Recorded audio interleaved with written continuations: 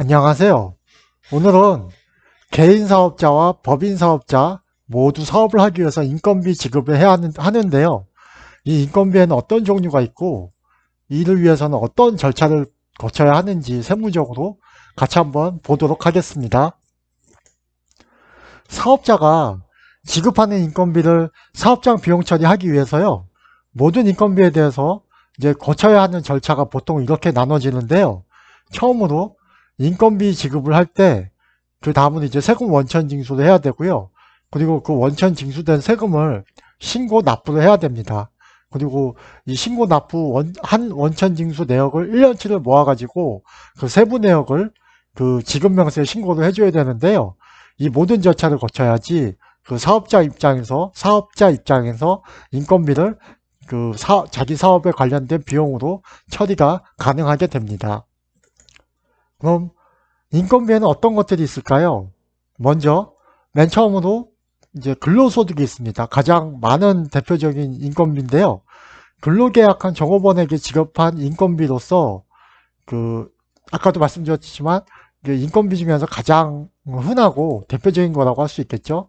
그 다음으로 사업소득이 있는데요. 사업소득은 인건비를 지급하는 사업자하고 근로계약 없는 독립적인 자로부터 용역을 제공받고 지급하는 인건비, 그러니까 프리랜서라고 생각을 하시면 되겠습니다. 이 프리랜서한테 지급되는 인건비가 보통 사업소득에 해당이 되고요. 그 다음으로 기타소득이라고 있는데요. 사업자하고 근로계약 없이 독립적인 자격에서 용역을 제공하는 거는 위에 그 프리랜서하고 비슷한데요. 이제 프리랜서 같은 경우는 계속 반복적으로 그 업을 유지하는 사람이고, 그 프리랜서 용역을 제공하는데, 그러니까 비슷한 용역을 제공하는데 계속 반복적이지 않고 일시적인 경우, 그러니까 뭐 어쩌다가 한번 일어나는 경우는 그 기타 소득으로서 그 인건비를 처리하게 됩니다. 그럼 이제 인건비의 종류도 알아봤으니까 이 절차를 어떻게 거쳐야 되는지 좀 세부적으로 좀 살펴볼 건데요. 앞서 말씀드린 바와 같이 인건비를 지급하면서 원천 징수를 해야 된다고 말씀을 드렸는데요. 그러면 이 원천 징수를 왜 하는 걸까요? 이게 크게 두 가지 측면에서 생각을 해볼 수 있는데요. 납세자 측면에서 생각을 했을 때요. 그 근로소득자와 기타 소득자 중에서 소득금액 300만 원 이하에 해당하는 사람들은 이 원천 징수로 납세 의무가 종결이 됩니다. 물론 근로소득자 같은 경우는 연말정산을 하기는 하는데요. 회사가 연말정산을 해주죠. 본인이 이렇게 신고서를 세무서에 제출하지는 않죠. 그래서 이게 납세자 입장에서 세금 납부하는 업무가 좀 편해집니다. 그 다음으로 과세당국 입장에서 보게 되면 과세당국 입장에서는 그 세금이 소득이 구분이 되고 원천징수가 된 다음에 국가에 신고 납부가 되니까 해당 납세자가, 즉 원천징수 당한 그 용역 제공자 납세자가 세금 신고를 누락하는 것을 방지를 할 수가 있습니다. 그리고 재정 수요도 조기 확보를 할 수가 있겠죠. 아무래도 돈을 늦게 받는 것보다는 빨리 받는 게 누가 봐도, 사업자가 봐도, 사업자 입장에서나 국가 입장에서나 그게 좋은 거겠죠. 원천징수를 이제 왜 하는지 알아봤고요. 그 다음으로 이제 원천징수 하려면은 그 원천징수 얼마만큼 해야 되는지 알아야 되겠죠. 막 하시면 안 되고, 인건비 구분별로 원천세율이 달라요. 그래서 아까 이제 그 순서대로 보면 근로소득 같은 경우는 이제 오해를 하지 말으셔야 될 게 원천세율하고 소득세율하고 다릅니다. 원천세율은 우리 소득을 지급받을 때 떼이는 그 세율이 원천징수 세율이고요. 소득세율은 개인은 다 동일합니다. 개인은 다 동일하게 소득세를 납부해야 됩니다. 모든 소득 구분이 어떻게 됐든 간에 다 합산해가지고 거기에 대한 그 누진세율을 적용하는 거는 모든 개인의 공통이고요. 단지 이제 여기서는 그 소득 지급 받을 때 원천 징수되는 세율만 말씀드리는 겁니다. 이제 근로소득 같은 경우, 우리 급여 같은 경우는 간인세액표라고 우리 저기 국세청에서 고시되는 표가 있어요. 그 표도 달달이 이렇게 원천 징수가 되고요. 우리 급여 명세를 받을 때 거기 소득세하고 지방소득세가 매달 이렇게 세율로 계산하기가 번거로우니까 간인세액표라고 이렇게 주어지거든요. 그 세액표에 나와 있는 그 세금이 원천징수 돼 있는 겁니다. 그 다음으로 사업소득이 있는데요. 사업소득은 3.3%입니다. 항상 이렇게 우리가 원천세율을 얘기할 때 몇 점 몇 퍼센트 하는데 이 점 밑에 있는 거는 지방소득세라고 생각을 하시면 되겠습니다. 왜냐하면 지방소득세는 국세 보통 10%예요. 이 소득세 같은 경우는. 그래서 사업소득이 이제 3%, 지방소득세가 사업소득의 10%니까 0.3% 해가지고 3.3% 원천징수가 되고요. 그 다음으로 기타소득세는 이제 22% 원천징수 세율인데요. 우리 인건비 성격의 기타소득이 있는데요. 그러니까 강연료라든지 심사료라든지 저 같은 세무사 용역이라든지 아니면 이와 비슷한 용역을 제공하고 그 기타소득을 받는 경우에 그 경비가 인정이 됩니다. 나중에 뭐 기타 소득에 대해서 제가 또 다시 한번 동영상을 통해서 말씀드릴 기회가 있으면 말씀드릴 건데 이 아까 말씀드린 기타 소득이지만 그런 인적 영역 소득 같은 경우는 60% 경비가 인정이 됩니다. 그래서 100%에서 60% 빼면 40%죠. 소득률이. 여기서 22% 곱하면 8.8%가 되겠죠. 지방세까지. 그래가지고 기타 소득 중에서도 사업소득하고 비슷한 거, 프리랜서 같은 용역들은 보통 8.8%가 원천징수 되는구나 생각을 하시면 되겠습니다. 앞서 말씀드렸지만 원천징수로 이렇게 납세 의무가 전결되는 게 아닙니다. 소득세 신고를 다 하셔야 돼요. 다 하셔야 되는데 근로소득자 같은 경우는 우리나라의 대다수를 차지하고 있는 이 수많은 근로소득자가 내년 5월달 세무서 가가지고 그 소득세 신고를 하게 되면은 세무서가 미어 터지겠죠. 그래서 이것을 방지하기 위해서 그 연말정산이라는 행위를 먼저 해주는 겁니다. 2월달에 급여 지급할 때 회사가 연말정산, 그러니까 1년치 세금을 간이세액표로 뗀 세금에 대해서 1년치 소득을 모아봐서 세율 적용해가지고 세금 계산을 해보고 간이세액표로 뗀 세금하고 비교해봐가지고 더 뗐으면 돌려주고 덜 뗐으면 다시 이렇게 또 추가로 떼어가죠. 그게 이제 연말정산인데요. 우리 근로소득자분들은 5월달에 소득세 신고를 따로 안 하죠. 이 연말정산 때문에 그렇습니다. 회사가 소득세 신고를 대신 해주는 거예요. 네, 그래서 회사한테 항상 고마운 마음을 가지셔야 되고요. 그런 부분에서는 다른 부분은 모르겠지만, 그 다음에 기타 소득 중에서 이제 소득 금액, 그러니까 우리 수익 금액하고 소득 금액하고 다릅니다.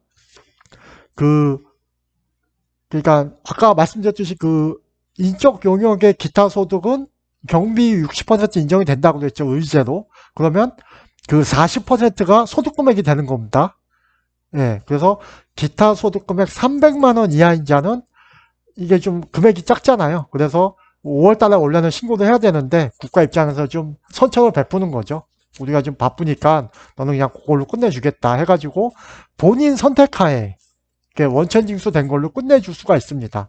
뭐 그렇지 않고 뭐 나는 그냥 하는 게 나한테 더 이익이다 하면은 뭐 그냥 5월달에 합산해가지고 소득세 신고를 하시면 돼요. 다음 연도 5월달에요. 그리고 사업소득자는 연말정산을 받는 근로소득자하고 다르죠.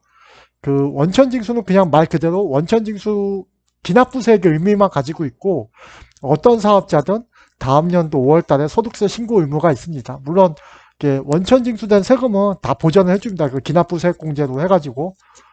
그리고 이제 우리 사업자분들은 이렇게 원천징수 세율 적용해가지고 뗀 세금, 원천징수한 세금을 다음 달 10일까지 그 세무서에 납부를 하셔야 되고, 그리고 원천징수 영수증을 교부를 해주셔야 됩니다. 근데 보통 우리 뭐 근로소득자든 사업소득자든 원천징수 영수증을 잘 안 받으신 경우도 많죠. 원천징수 영수증이 되게 중요해요. 이게 여기에 자기가 소득의 어떤 내역으로 이렇게 받았고, 그다음에 세금을 어떤 내역으로 떼었고, 이런 거 확인할 수 있는 서류이기 때문에 아주 중요한 서류인데요. 만약에 이 원천징수 영수증을 못 받았다, 그러면은 우리가 이게 세금 관련돼서 모든 걸 볼 수 있는 홈택스라는 데서 출력을 받을 수 있죠. 잠시만요. 네, 이 홈택스는 제 아이디로 들어간 홈택스입니다. 그래서 위에 제 이름을 살짝 지웠는데요. 홈택스 들어가시면 이런 화면이 떠요. 아, 밑에 제 이름이 있네요. 예. 이게 보시면은 홈택스 화면에 맨 위에 보시면 마이 홈택스라고 있습니다. 이거 처음에 보시는 분들은 아 그냥 뭐 그냥 무슨 저기 마크 표시인가 이렇게 생각을 하실 수 있는데 클릭하시면 화면이 바뀝니다. 그거 한번 클릭을 해보시면 이렇게 화면이 떠요. 예, 이 화면에서 여러 가지 이제 말 그대로 마이 홈택스입니다. 내 세금 관련된 걸 모든 걸 볼 수 있는 그 내용인데요. 그 가운데 보시면 제가 노란색으로 지급 명세서 제출 내역 표시를 했죠. 노란색으로. 여기를 클릭을 하시면 이렇게 연도별로 소득별로 이렇게 쭉 뜹니다. 제가 요거 한 칸만 좀 예시를 들려고 떠왔는데요. 요게 지급 명세서 아까 왜 원천징수 영수증이라고 해놓고 지급 명세서를 가르쳐주냐고 또 반문하실지 모르겠는데 지급 명세서하고 원천세 영수증하고 원천징수 영수증하고 양식이 같습니다. 그래서 요 지급 명세서 보기 클릭을 하시면은요 요렇게 뜨는데요. 이렇게 위에 체크하면 원천세 영수증이고요. 밑에 체크하면 지급명세서가 됩니다. 이거만큼 그 원천 징수된 내역을 더 정확하게 그리고 이게 내용 충실하게 표현할 수 있는 게 없기 때문에 이걸 같이 쓰죠. 원천 징수 영수증하고 지급명세서하고요. 그래서 이렇게 같다고 보시면 되겠고 이렇게 출력하셔서 볼 수 있습니다. 자, 이제 근로자는 세금을 다 떼었고 그 근로자의 그 세금을 뗀 사업자 입장에서 보면 이제 마무리를 해야죠. 지급명세 신고를 해야지 마무리가 되는데요. 아까 제가 좀 서두에서 말씀드렸듯이 소득 지급받은 제 세부 내역을 1년치를 한 번에 모아가지고 신고를 해야 돼요. 이게 지급명세 신고인데요. 아까 그 원천세 영수증하고 원천징수 영수증하고 양식은 같고요. 이제 그 구분만 할 뿐이고요. 사업소득하고 근로소득은 다음 연도 3월 10일까지 신고를 하시면 되고 기타 소득은 6월 말까지 하시면 되는데 기타 소득 중에서 종교인 소득이 있어요. 봉사료하고 요거는 앞서 사업하고 근로하실 때 같이 3월 10일까지 하시면 됩니다. 그리고 그렇게 이제 설명을 드렸고 우리 올해서부터 19년서부터 이제 간이지급 명세가 생겼죠. 이거 이제 누락하시면 큰일 납니다. 이제 가산세 있는 지급 명세죠. 이제 한번 난리가 났었죠. 이제 모르시는 분들 많아가지고. 간이 지급 세 번째부터 설명을 드릴까요?